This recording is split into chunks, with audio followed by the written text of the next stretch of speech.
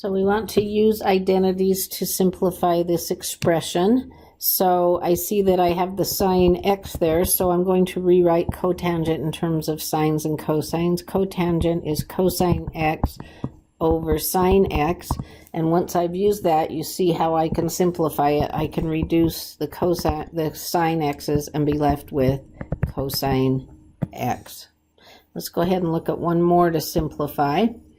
So on this particular one, let's see, I have a negative angle, so I'm going to use the even odd identities, and if I have sine of negative theta, that equals negative sine theta. And the way I remember it, I mean, you need to know these identities, but I think of if I go theta positive or theta negative, how's the signs compare? And they are the y value and its opposite signs. So one of them's positive and one of them's negative. So to get rid of this negative here, we need to make the sign negative.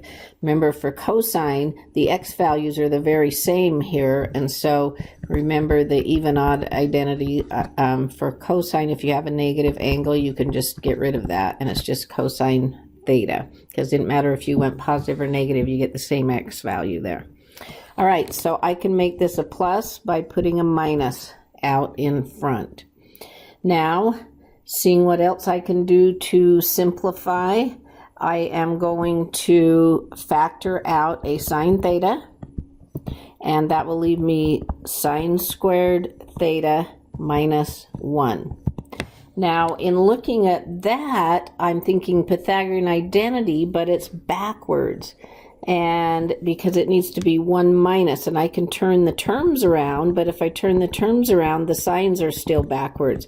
So let's factor out a negative with the sine theta, and that will change the signs. It'll make that one a plus and this one a minus if we put that negative there. Now I can use a Pythagorean identity on this one, and this will be a cosine squared theta.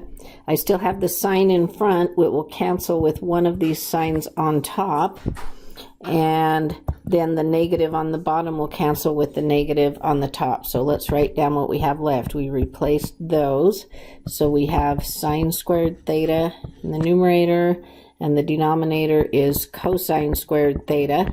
Now we want to write this as simply as we can, and that's a quotient identity, so I can express this as tangent squared theta.